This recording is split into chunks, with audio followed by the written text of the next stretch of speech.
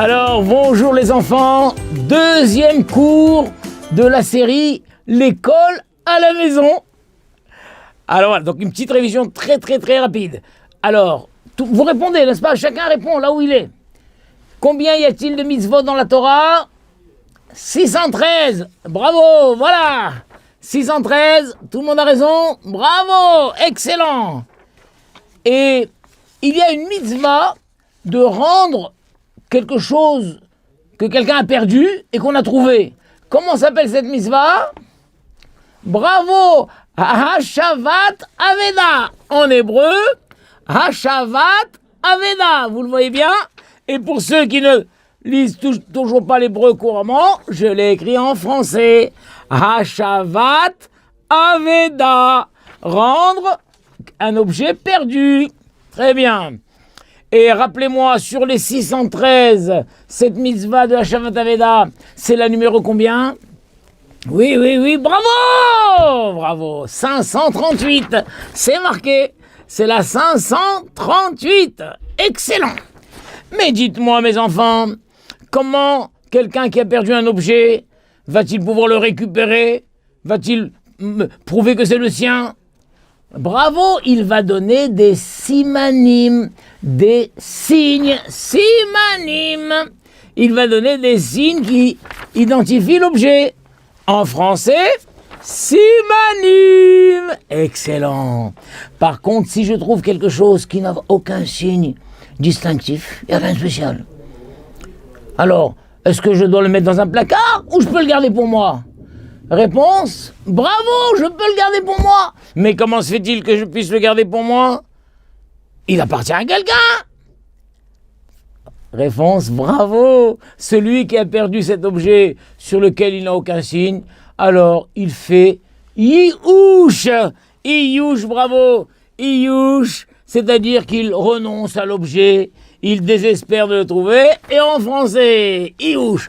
Retenez bien tout ça parce que à la fin, il y aura une interrogation écrite. Oh là là, donc rappelez bien. Maintenant, aujourd'hui, les enfants, hier, vous vous rappelez, l'exemple qu'on avait donné dans le premier cours, c'était quelqu'un qui a trouvé un parapluie. Mais des fois, on ne trouve pas que des objets. Des fois, on trouve des choses dont on doit s'occuper. Le parapluie, une fois que j'ai trouvé, en attendant que le propriétaire vienne, je l'accroche au porte-manteau. Il peut rester des mois là-bas. Mais des fois, il y a des choses dont il faut s'occuper. Quoi, par exemple? Bravo, des animaux. Oh, j'ai trouvé un animal. Il a trouvé quoi? Une vache, un mouton, un petit chien avec un collier, un petit chien, un petit chat. Quoi? Un hamster, d'accord? Il a trouvé un hamster. Quoi? Une cage avec des oiseaux, il a trouvé une cage avec des oiseaux. Quoi encore? Ah, un aquarium avec des poissons, il a trouvé un aquarium. Posé sur un aquarium, quelqu'un, en attendant le bus, il est monté dans le bus, il a oublié son aquarium, dans l'abribus. Quoi encore? Un éléphant. Il a trouvé un éléphant. C'est pas tous les jours qu'on trouve un éléphant. Bon, alors il a trouvé un éléphant. Bon, d'accord.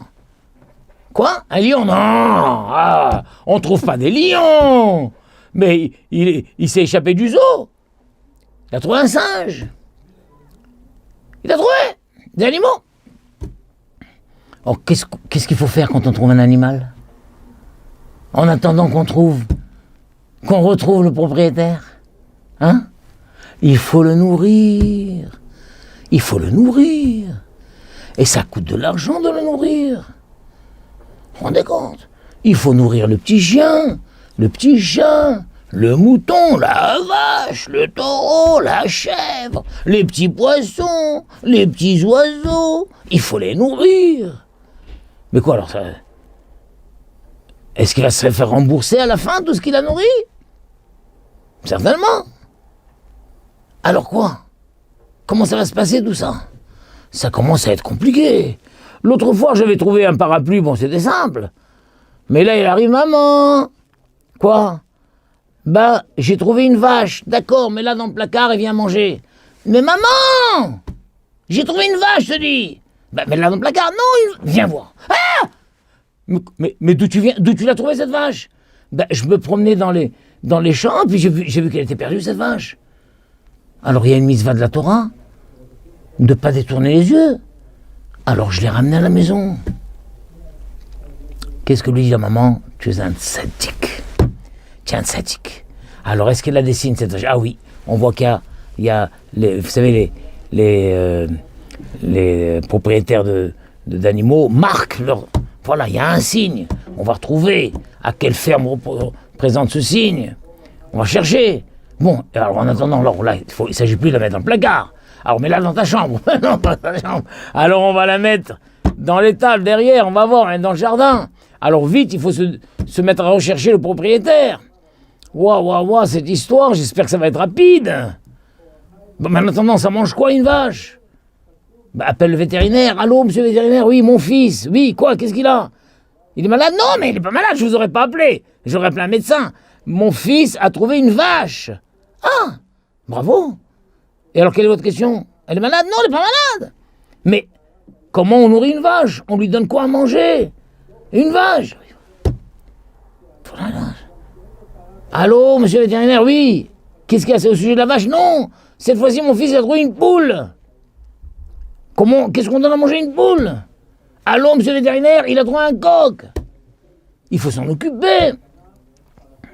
Ça coûte de l'argent. Alors, qu'est-ce qu'on fait? C'est pour ça qu'hier, je vous avais dit, débrouillez-vous la Mishnah.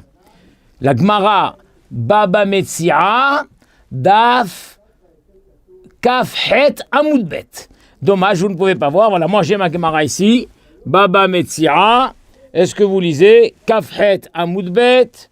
Le Pérec s'appelle Elou Metziot. C'est le Pérec Sheni, le deuxième Pérec. Et là, il y a marqué Baba Metzia. Vous voyez? Baba Metzia. Pérec Sheni, Elou Metziot, Daf Kafhet Amoudbet. Et là, je vais lire la Mishnah. Regardez ici. Voilà, ceux qui ont le livre, c'est la Mishnah ici, vers le bas de la page. Et je lis. Kol davar, toute chose, chérossé, qui travaille, veochel, et qui mange. Si c'est un animal, ça tombe bien. J'ai trouvé un animal qui travaille et qui mange. Alors c'est magnifique. Pourquoi c'est magnifique? Parce que la Mishnah dit, il y a assez, il travaillera, veochel, et il mangera. C'est extraordinaire ça. Je lui donne à manger et il travaille. Il y a assez veochel. Imaginons que j'ai trouvé une poule. C'est magnifique une poule. Je vais lui donner à manger des graines. Je vais m'enseigner qu'est-ce qu'une poule mange. Mais d'un autre côté, brac, elle pond un œuf. Alors c'est bien. Je vais marquer le prix des graines. Le prix de l'œuf, je vais le garder pour moi, je mets au frigidaire, on va faire une omelette, combien coûte un œuf, tout ça et tout. Ah ben c'est magnifique. C'est magnifique, donc je vais calculer entre les frais et le bénéfice. Toute chose qui travaille et qui mange, eh ben je le fais travailler et je lui donne à manger. Un coq, ça travaille? Enfin, ça travaille pas. Ça travaille pas, ça fait juste cocorico.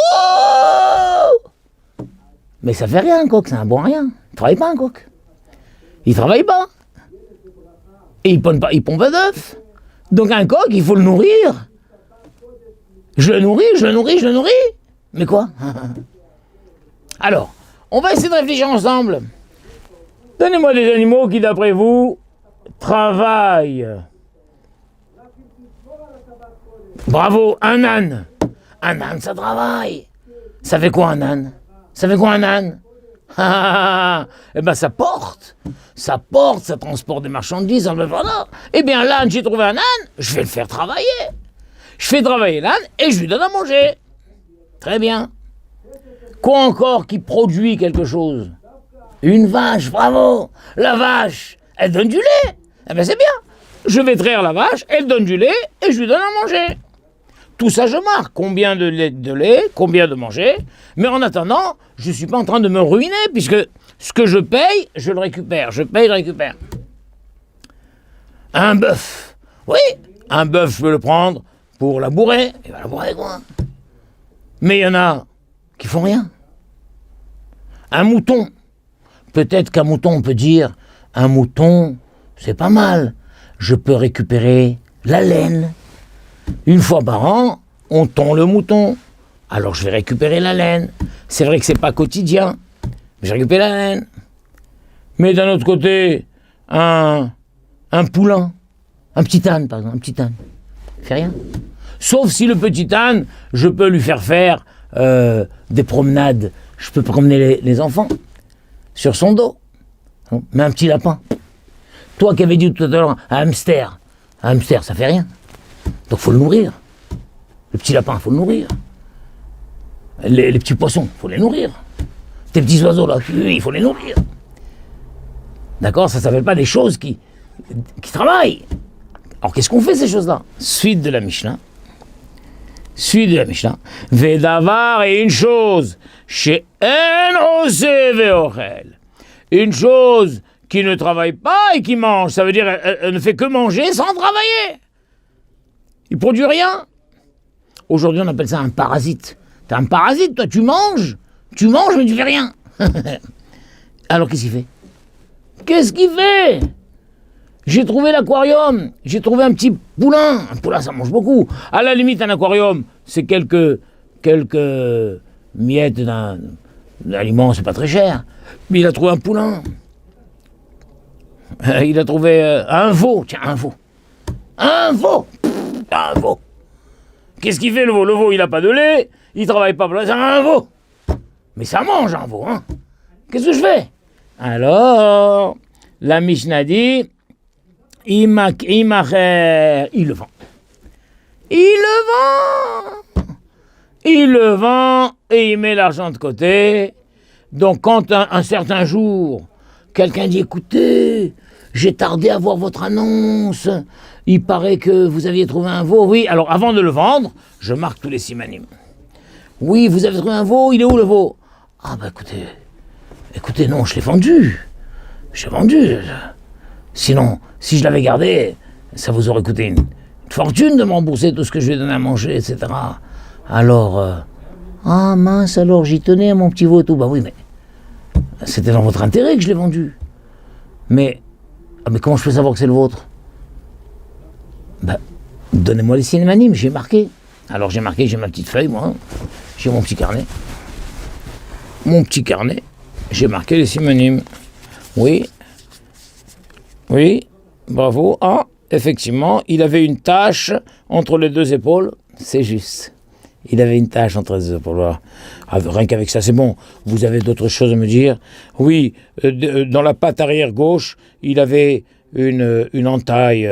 Bon, effectivement, c'est le vôtre. Alors voilà, cher monsieur, je ne peux pas vous remettre le veau, puisque le veau, je l'ai vendu.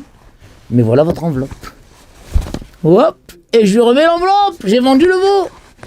D'accord, c'est bien? Alors on répète tous. Ceux qui ont l'avantage de connaître l'hébreu, on va répéter cette phrase en hébreu. Et ceux qui ont le texte, c'est encore mieux. Alors voilà, moi, j'ai le doigt sur le texte. Matitin. Kol davar she'oseh ve'ochel. Toute chose qui travaille et qui mange. Ya'aseh ve'yochal. Elle travaillera et elle mangera. Point. Vedavar est une chose, she'en oseh ve'ochel. Une chose qui ne travaille pas et qui mange. D'accord? Une chose qui ne travaille pas et qui mange. Alors qu'est-ce que je fais? Imacher. Je dois le vendre.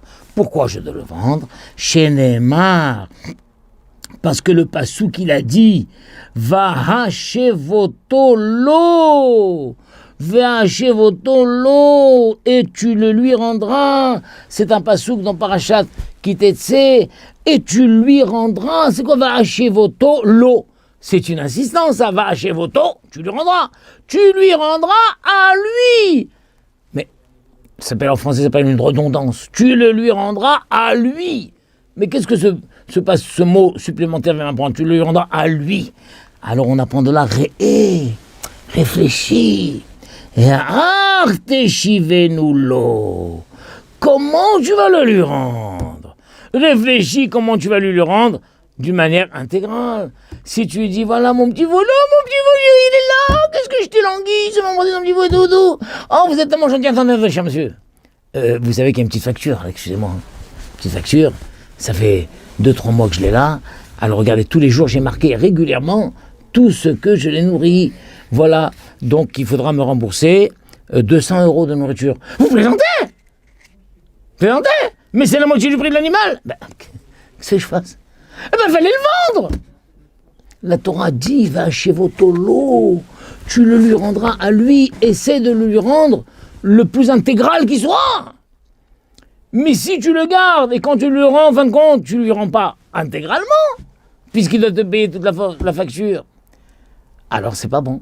C'est pour ça, quand tu as quelque chose qui ne produit pas, et qui ne fait que manger, vends-le. Vends-le le plus tôt possible. Agmara va nous expliquer quand. Vends-le afin de lui rendre intégralement le prix de ce qu'il avait perdu. C'est clair, les enfants? Voilà, fin du premier cours. Et nous nous retrouvons pour le... Fin du deuxième cours, pardon. Et nous nous retrouvons pour le troisième cours. À bientôt. Torah Box, c'est la diffusion chaque jour de cours de Torah variés et innovants, adaptés à chacun. Grâce à une équipe investie et désireuse de diffuser la Torah à son peuple, des cours sont enregistrés chaque jour en studio, puis montés et diffusés. Avec des rabbinim de haut niveau, sur tous les sujets de la vie juive, paracha, pensée juive, halakha, couple, éducation, émouna, histoire juive. Et chaque semaine, une histoire exceptionnelle à raconter le Shabbat. De nouvelles émissions et débats innovants qui confrontent Torah et actualité. Des concepts de vidéos qui expliquent la halakha de manière ludique, divertissante et accessible. Et des programmes de Torah pour nos enfants. Torah Box, c'est du judaïsme sur mesure pour vous.